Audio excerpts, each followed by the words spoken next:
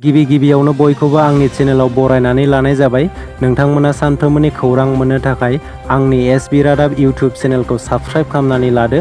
लोगोसे खौरांखौ मोजां मोनोब्ला लाइक, कमेन्ट आरो शेयार खालामनानै होदो। आंनि खौरां फोसावनायखौ मोजां मोनगोन आरो खौरांफोरखौ जोबजासे खोनासंलांगोन होननानै आसा खालामनाय थाबाय। दानिया नोंथांमोना दिनैनि खौरांफोरखौ खोनासंलांदो। दिनैनि गिबि खौराङाव दं ट्राइबेल बेलेन्ड ब्लकनि हाखौ फोजोबस्रांनो थांखि लादों नामा बिपिएफ हान्जाया? बिपिएफ हान्जा आरो कास्टम बसुमतारी बिथांमोननि थाखायनो ट्राइबेल बेलेन्ड ब्लकनि हाया जोबस्रांसिगोन नामा? बेयो मोनसे सोंथि सिखाङो। कास्टम बसुमतारी बिथाङा सिगां समाव हारिनि थाखाय सांग्रांथि गोनां सुबुंमोन। नाथाय दायो कास्टम बसुमतारी बिथाङा बबे लामाजों? हारिनि थाखाय सिगांनि समाव हब्रा बाथ्रा बुंग्राया दायो थारैनो सोलायबाय नामा?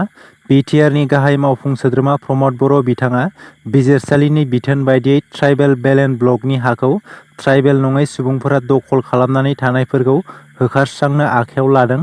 नाथाय साननैसो सिगां बिपिएफ दोलोआव जयेन जाफैनाय कास्टम बसुमतारी बिथाङा ट्राइबेल बेलेन्ड ब्लकनि हायाव थानाय ट्राइबेल नङै सुबुंफोरखौ होखारस्रांनो लानायखौ गोख्रों हेंथा होदों। कास्टम बसुमतारी बिथाङा बुंदों, बिटिसिनि रावबो सुबुंखौ मुसलमान सुबुंफोरा गिनो नाङा होननानै हेफाजाब खालामदों। जेसेबांनाखि होखारस्रांनायनि नटिस फैगोन होनब्लाबो गिनो नाङा होननानै गोख्रों रावजों खोथा बुंदों। सिगांनि समाव बर' हारिनि थाखाय गोख्रों खामानि मावबोनाय कास्टम बसुमतारी बिथाङा बिपिएफ दोलोआव जयेन जानायनि उनाव ट्राइबेल नङै मुसलमान सुबुंफोरखौ हेफाजाब होनायखौ नुनो मोन्दों। 23 आगस्टआ भारत हादरनि थाखाय गोग्गाथाव आरो जारिमिनारि सान जानो थांगासिनो। मानोना इसर' एबा इन्डियान स्पेस रिसार्च अर्गेनाइजेसनआ अखाफोरनि सायाव बिजिरसंनो दैथायहरनाय चन्द्रयान-3 आ अखाफोरनि बिखायाव आगान होगोन। थांनाय 14 जुलाइखालि इसर'आ अखाफोरनि खोला मेरु फारसे दैथायहरनाय चन्द्रयान-3 आ फ्राय दान मोनसेनि उनाव अखाफोराव बाख्लायगोन। भारतनि अख्रांमा बिजिरसं गौथुम एबा इसर'आ मिथिहोनाय बायदिब्ला लेन्डार मडुलआ जाफुंसारै अक्षीय लामा फारसे सिगांलांगासिनो दङ। लेन्डार मडुलआ लेन्डार बिक्रम आरो रभार प्रज्ञानखौ लानानै 23 आगस्ट एबा गाबोन बुधबार मोनाबिलिनि 6:04 अखाफोरनि बिखायाव आगान होगोन। बेनि सिगां इसर'आ फोरमायदों, लेन्डार मडुलआ 23 आगस्तनि बेलासि 5:47 अखाफोराव बाख्लायगोन। इसर'नि बायदिब्ला चन्द्रयान-3 नि गेजेरजों अख्रांमा बिजिरसंनाय हाबायाव जारिमिनारि बिजिरसंनाय जागोन। मख'नो गोनांदि चन्द्रयान-3 नि अखाफोराव आगान होनायखौ भारतारिफोरनो दिन्थिनो थाखाय माखासे थावनिफोराव लाइभ स्क्रिनिंनि राहा खालामनाय जादों। थांनाय 24 मार्च 2023 मायथाइयाव सालाकाथि दख'रा एबसुआ माखासे गोनांथार दाबिफोरखौ लानानै एनटिपिसि बङाइगावनि चिफ जेनेरेल मेनेजारनो गांसे गोसोखां बिलाइ गथायदोंमोन। सालाकाथि दख'रा एबसुआ जाय दाबिफोरखौ लानानै चिफ जेनेरेल मेनेजारनो गोसोखांलाइ गथायदोंमोन, बै दाबिफोरनि गेजेराव माखासे दाबिफोरा मोगथां महर मोनबाय।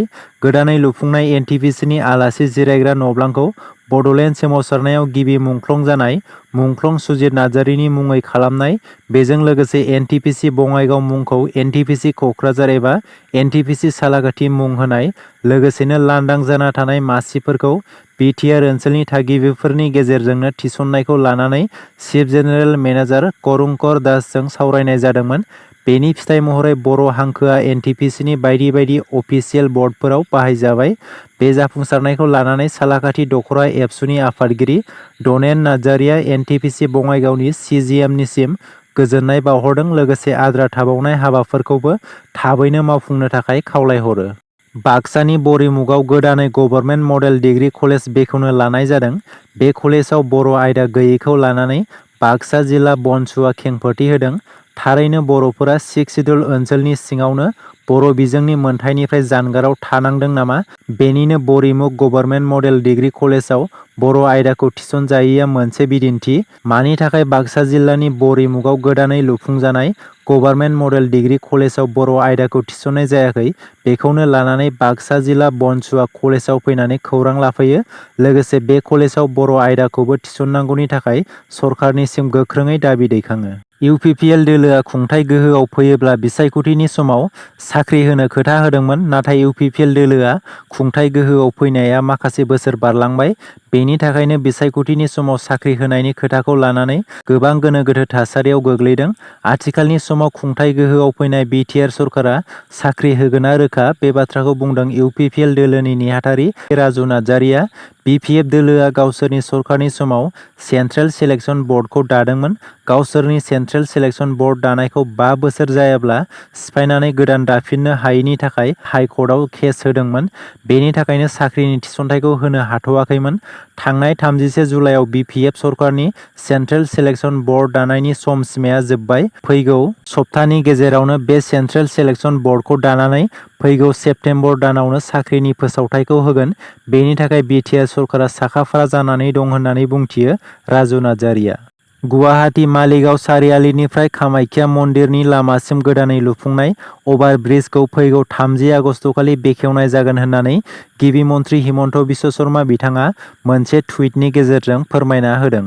मोनसे गोजोनथाव खौरां अदालगुरि जिल्ला जखरा गामिनि इभान्जेलिन बसुमतारिया इउक्रेन हादरनिफ्राय MBBS डिग्रीखौ गोबां खैफोदनि गेजेरजोंब्लाबो मोजाङै फोजोबना फैबाय।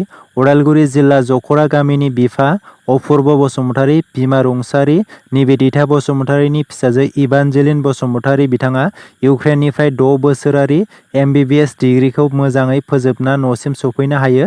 उथ्रिसार जानो हानाय डक्टर इभान्जेलिन बसुमतारि बिथांखौ दखरा एबसु आरो प्राइमारि UPPLआ बरायदों। दिनैनि खौराङा एसेनोसै। आसा खालामो नोंथांमोना खौरांखौ खोनासंनानै मोजां मोनबाय।